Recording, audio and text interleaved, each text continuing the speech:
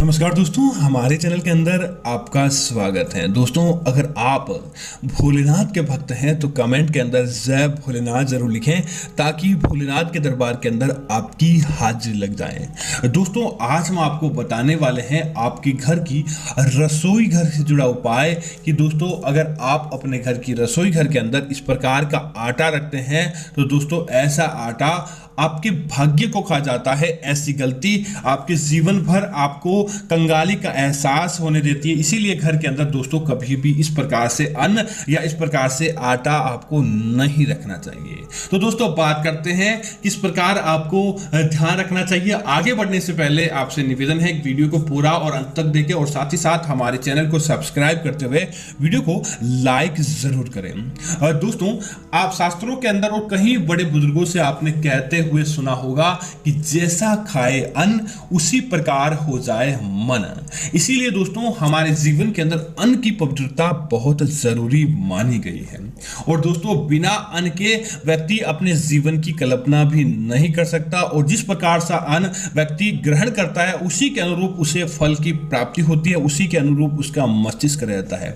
तो दोस्तों आज हम आपको बताने वाले हैं कि अगर आप अपने घर की रसोई घर के अंदर यह गलती करते हैं तो दोस्तों आपकी कुंडली बिगड़ जाती है, आपका भाग्य कभी भी तरक्की नहीं करता है और आपके घर के अंदर से माता अन्नपूर्णा और माता लक्ष्मी अपना निवास छोड़कर चली जाती है। इसी वजह से इसका विशेष महत्व है। तो दोस्तों सबसे पहला दोस्तों जब भी आप अपने घर का आटा ओसनने वाले होते हैं, आटे को बना रोटी के लिए आटा लगाने वाले होते हैं, तब इस बात का ध्यान रखें कभी भी आटा जब आप लें तब जमीन पर या आपके पैरों पर आटा नहीं गिरना चाहिए।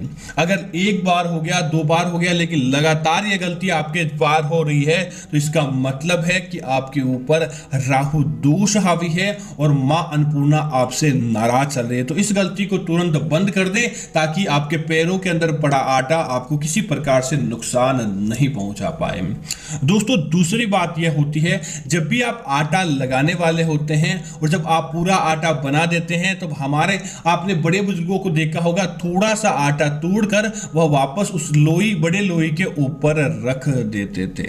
लेकिन आज के समय इस विधि को कई लोग भूल रहे हैं क्योंकि दोस्तों ऐसा माना जाता था कि जब संपूर्ण आटा ओसन देते थे तब इसका पहला भोग वापस उसी अन्न देवता को लगाया जाता था ताकि उसकी विधिवत्ता और उसकी पवित्रता बनी रहे। लेकिन आज के समय इस प्रकार का आप नहीं करते हैं, तो आप कीजिए ताकि आपको इसका धन लाभ प्राप्त हो और उसी का पहला भोग उसी को लगाया जाता है ताकि इसके ऊपर किसी प्रकार की बुरी नजर नहीं लगे। इसी तरह दोस्तों जब आप आटा लगाने के बाद पहली रोटी बनाने वाले होते हैं तब तवे का विशेष महत्व रहता है। दोस्तों तवे को अगर देखा जाए तो धनाढ्य के जोड़कर देखा जाता है और इसके अंदर राहु का भी पंचम भाव रहता है।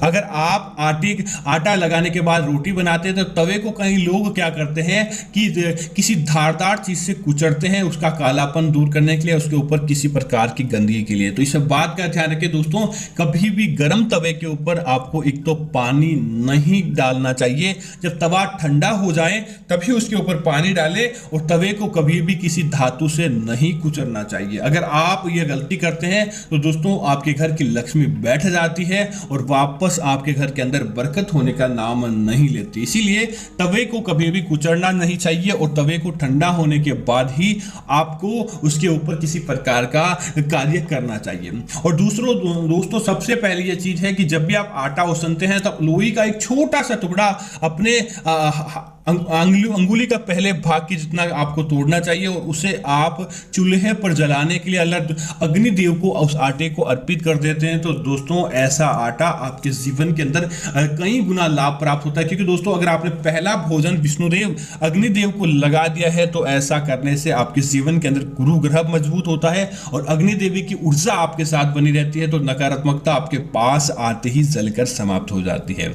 इसी तरह दोस्तों इस बात का विशेष ध्यान रखें, कभी भी आप अपने मासिक धर्म के अंदर हो और अगर आप इस समय किसी भी महिला हो तो आपको उस समय आटा नहीं लगाना चाहिए। उस समय आपको अपने धर्म का पालन करते हुए कुछ समय के लिए इसकी, जब तक आप अपने सिर को नहीं धो लेते हैं तब तक आपको उसके दूर रहना चाहिए। आप किसी से औसन दें, क्योंकि दोस्तों इसे अन्न देवता से और माता अन्नपूर्णा से जोड़कर देखा जाता है। तो आप इस समय थोड़ा सा ध्यान रखेंगे तो आपके जीवन के अंदर कंगाली दूर हो जाएगी और बरकत देखने को मिलती है। इसी तरह दोस्तों कई लोग क्या करते हैं, आटे को समझ नहीं पाते हैं और ज़्यादा या कम ओसार देते हैं, औसन देते हैं, और रात्रि हो जाती है तो रात को फ्रिज के अंदर आटा छोड़ देते हैं।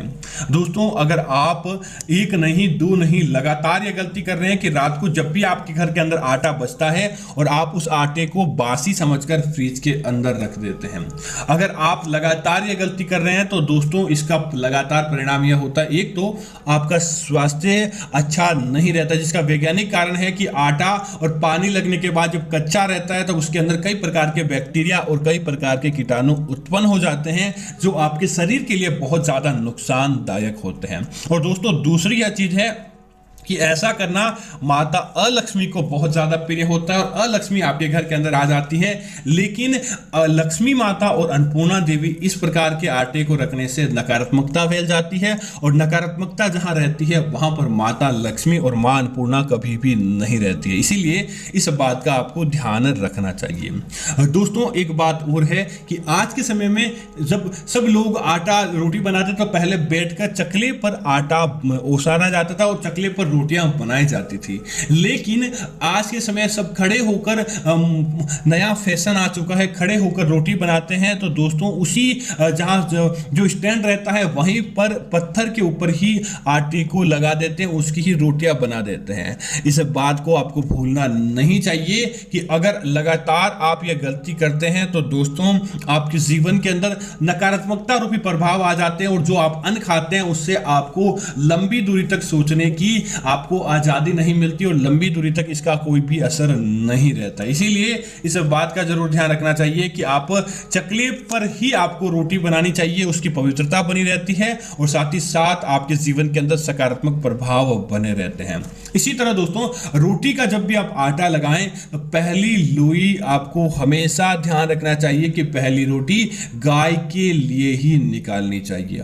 माना जाता है कि अगर आप पहली रोटी गाय के लिए निकालते हैं तो इससे आपके जीवन के अंदर मां लक्ष्मी की तो असीम कृपा देखने को मिलती है और साथ ही साथ दोस्तों आपके जीवन के अंदर धन धान्य के लाभ कई गुना तक बढ़ जाते हैं और धन धान्य के मामलों के अंदर आपको ऐसी बरकत देखने को मिलती है जिसकी आप कल्पना नहीं कर पाते। इसीलिए पहली रोटी गाय की और दूसरी रोटी हमेशा कुत्ते के लिए निकालनी चाहिए। अब दोस्तों कई महिलाओं के ये सवाल आते हैं कि अब अगर रात को फ्रिज के अंदर आटा नहीं रखे और आटा बच जाता है तो इसका क्या करें। आप क्या करें कि अपने हिसाब से ही आप आटा उसने और उसके बाद भी बच जाता है तो दोस्तों किसी प्रकार का कोई फर्क नहीं पड़ता है, न ही किसी प्रकार का आपको आर्थिक नुकसान होता है। आप उस आटे की 4 रोटियां ज्यादा बनती है आप बना लें, उसके बाद आपके आसपास किसी जानवर को या गरीब को या किसी जरूरतमंद को खाने के लिए आपको दे देनी चाहिए ताकि आपके जीवन के अंदर, क्योंकि दोस्तों इससे अन्नदान भी हो जाता है और जानवरों की विशेष कृपा भी आपके जीवन के अंदर देखने को मिलती है। इसी का और दोस्तों आप क्या प्रभाव देखेंगे तो आपको तुरंत काम यह करना चाहिए, किसी भी प्रकार का दुख दारुण से आप बच जाते हैं। इसी तरह दोस्तों जब आटे की परात और तवे पर आटा चिप जाता है, आटा बच जाता है और आप धोकर उसे नाली के अंदर बहा देते हैं, ऐसा करना भी आपकी कुंडली के लिए बहुत ज्यादा हानिकारक हो सकता है, क्योंकि दोस्तों जो अन्न आप ग्रहण करते हैं उसे आप नाली के अंदर बहा देते हैं और लगातार ये कार्य आप कर रहे होते हैं। तो ऐसा करने से अन्नपूर्णा देवी भी आपसे नाराज रहती है। तब आप क्या करें, आप चाहते हैं कि उसकी सकारात्मकता आपको मिले, तब आप उस आटे को आप और उस तवे को आप धोएं। पहला जो पानी आता है जिसके अंदर आटा रहता है उस आटे के पानी को लेकर आपके आसपास कोई पौधा हो, किसी भी प्रकार का पौधा होता है, उस पौधे की जड़ों के अंदर उस पानी को डाल देना चाहिए। दोस्तों जिस प्रकार वह पौधा बढ़ेगा उस पौधे के अंदर सकारात्मकता बढ़ती है और उसके माध्यम से जो हवा आपके घर के अंदर प्रवेश करती है दोस्तों, और नकारात्मकता को कोसों दूर रखने के बाद आपके घर के अंदर सकारात्मकता बढ़ाती है, आपके घर के अंदर धन का प्रभाव बढ़ाती है और साथ ही साथ उसके माध्यम से भी आपको धन लाभ प्राप्त होता है। और विशेष तौर से दोस्तों, उस आटे के पानी को आपको कुछ चुनिंदा पौधों के अंदर डालना चाहिए, जैसे कि आपको आक के पौधे के अंदर, पीपल के पौधे के अंदर आपको, या फिर बेल पत्र के पौधे के नीचे आपको इस पानी को डालना चाहिए। आप देखेंगे किस प्रकार आपके जीवन के अंदर धन का फ्लो बनते लगता है।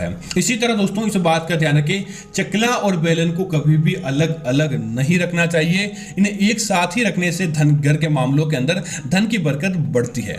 तो उम्मीद है कि यह जानकारी आपको अच्छी लगी होगी। इस प्रकार की अन्य जानकारी देखने के लिए आप हमारे चैनल को सब्सक्राइब करें और साथ ही साथ वीडियो को लाइक और शेयर करना ना भूलें, ताकि ऐसी जानकारी आपको मिलती रहे। धन्यवाद मित्रों। जय श्री राम मित्रों।